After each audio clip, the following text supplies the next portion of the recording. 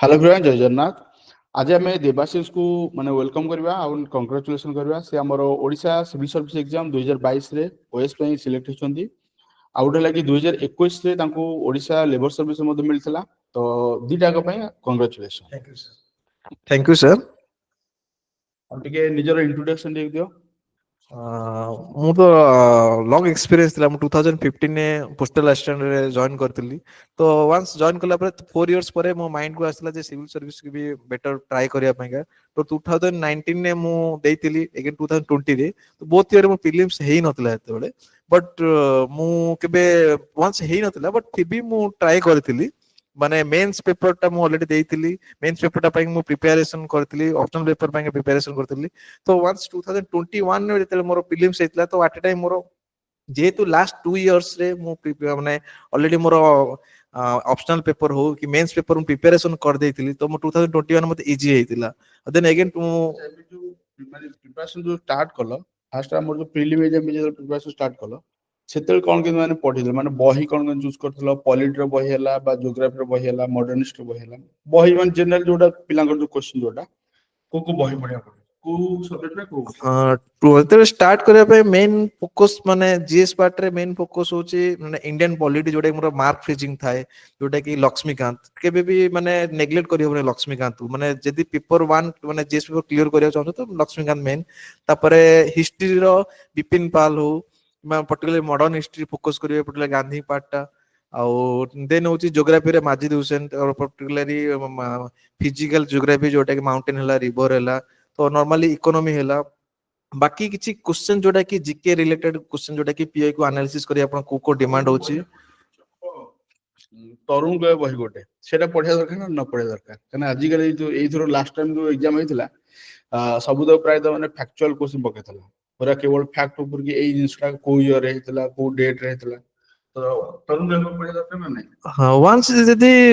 पूरा in depth पढि दोचन suppose Laxmikant हला, मॉडर्न हिस्ट्री हला, तो तरुण गोयल टा एतेटा आपन को माने परिश्रम करिया पडियो। जस्ट ओवरऑल देखि देले भलो जेतु किछि किछि क्वेश्चन फैक्चुअल पडि अछि, सिंगल लाइन क्वेश्चन एबे केतल पडि जाउची, तो सब 360 डिग्री रेले आपन गुड जगह नेग्लेक्ट न करियाटा भलो। माने पर्टिकुलर तो मु तो सजेशन देबी पर्टिकुलर माने ओवरऑल जोटा यूपीएससी स्टैंडर्ड आपन को निजो प्रिपरेशन करिवे। बाकी किछिटा ओवरऑल देखि देतियो जोटा किछि होय जेतु किछि बाय चांस फैक्चुअल पडि गेलो एटा हेल्प करिवो। तापर असला कि जोटा मोर मेन एग्जाम में जो लेखा लेखि जोटा माने राइटिंग प्रैक्टिस में पिलांगर जो क्वेरी अछि कि हम कोन करछु ना मेन एग्जाम पे हम जदी प्रीलिम बता कोठो ओडे इंस्टीट्यूट जॉइन करछु से माने हमको डायरेक्ट कोन करछु मॉक टेस्ट धरि दोछुंती। तो मॉक टेस्ट धरि देले प्रॉब्लम कोन होछि ना से माने मॉक टेस्ट में तांगे प्रॉब्लम कोन होछि ना मॉक टेस्ट जो लिखिबे मॉक टेस्ट लिखिया पर इनिशियली कोन लिखे जान नथांती। तो लेखा लेखि पर बिल्कुल नॉलेज नथो डायरेक्ट तांको धरा जाउ कोन मॉक टेस्ट पे दियो क्वेश्चन धरा जाउ तांको प्रॉब्लम होछि। सेटे पिला माने पचाछ कि हम मॉक टेस्ट जो मॉक टेस्ट दबा आगु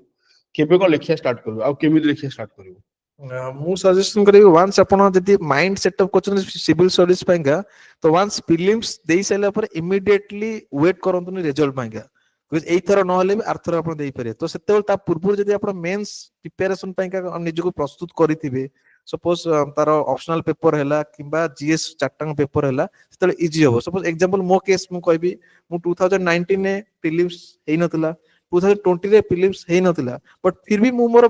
प्रिपरेशन मु करथिली माने पर्टिकुलर मोर मेंस पेपर उडा जहा जा थिला, जीएस पेपर उडा मु राइटिंग करी करी मु निजो इंप्रूवमेंट कर देथिली। तो जेते 2021 मोर प्रीलिम्स हेतिला दैट कि मोर पूरा फाइनल सिलेक्शन भी हेतिला ओडिशा लेबर सर्विस रे। ये लागी प्रीलिम एग्जाम में जेते प्रिपरेशन स्टार्ट करियो सेबेटो ही माने मेन पे राइटिंग प्रैक्टिस कर दो दरकार। जेमिति कि जदी प्रीलिम क्लियर होला तापर खाली मॉक टेस्ट दे देले खाली जॉब लागि जिवो एडा होची जिंसो। हाँ माने पर्टिकुलर आपण जेते वंस आपण वेट करते फर्स्ट टाइम जोटा बिगिनर अछन हम टोटल लेखिबा प्रैक्टिस कर नते पे लेखिया जानि नथिबे टोटली माने केबे भी सिविल सर्विस आगु अटेम्प्ट नै नांती टोटली माने फर्स्ट टाइम जेते दोउछन माने हटा जे आपण प्रीलिम्स क्लियर हेउछ आपण 2 मास भितरे माने टोटली कवर करैटा इजी रहइबनी। बिकॉज़ चारटा लेखा जीएस पेपर पुन ऑप्शनल पेपर माने स्ट्रेटजी आपण टाइम मिलियोनी। माने एबे कोन कि माने गोटे बहुत माने डिमांड हो गोटे गोटे मार्क भी बहुत माने आपण रैंक डिसाइड करूची। बुझली आउ तापर हले कि हमर जोटा माने हमर मेन एग्जाम परे जेते इंटरव्यू पे प्रिपरेशन करबो इंटरव्यू पे कोन के देखबो माने करिया दरकार। फर्स्ट इंटरव्यू पे के देखो जदी आपण पर्टिकुलर हमर नॉर्मली सेटे गोटे सीआई फॉर्म थाए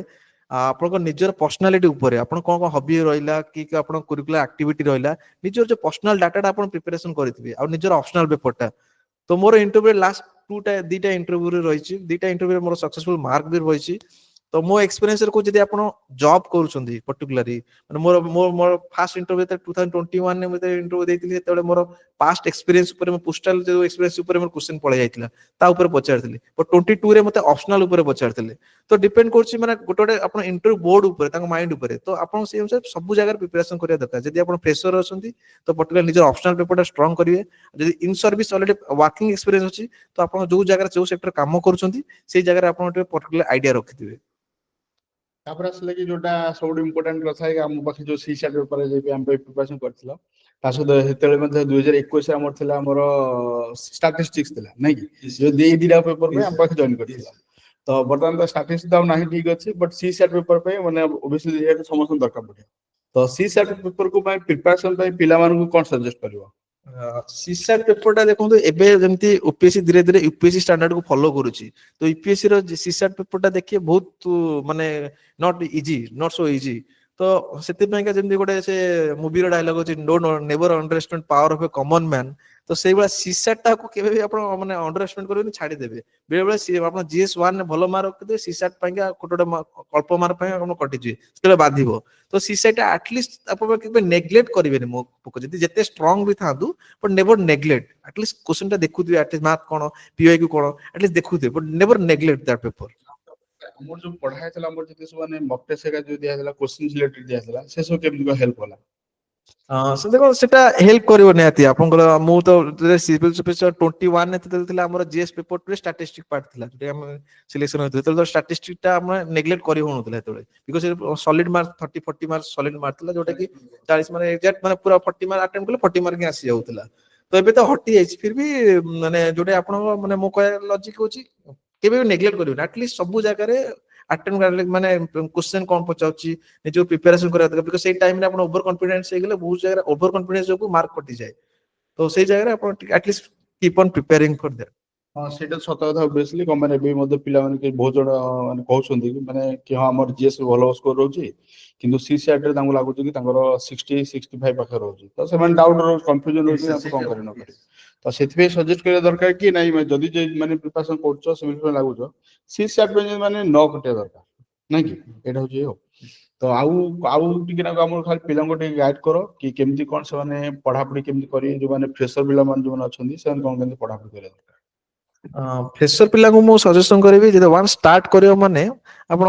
ମନେ ଗୋଟେ ଲଙ୍ଗ ଜର୍ଣ୍ଣି ହିସାବରେ ଷ୍ଟାର୍ଟ କରିଥିବେ ମାନେ କୋଉ ବି ମୋମେଣ୍ଟରେ ମାନେ ପ୍ରିଲିମ୍ସ ହଉ ଆପଣ ବିକଜ ଏପଟେ 3ଟା ଷ୍ଟେଜେସ୍ କ୍ଲିୟର କରିବାକୁ ପଡିବ ପ୍ରିଲିମ୍ସ ମେନ୍ସ ଇଣ୍ଟରଭ୍ୟୁ ଟାର୍ଗେଟ ରଖିବା ଫାଇନାଲ ସିଲେକ୍ସନ ମାନେ ଆପଣଙ୍କ ଯେତେବେଳେ ମାନେ ଫୋକସ ରହିବା ଦରକାର ମତେ ଫାଷ୍ଟ ଇମ୍ପ୍ରେସନ ମତେ ଓଏସ୍ ହେବା ଦରକାର ଯଦି ଓଏସ୍ ନ ହେଇଯାଉଛି ଆପଣ ଅଲଗା ସର୍ଭିସ ଆଲର୍ଟେଡ ହେଇଯିବ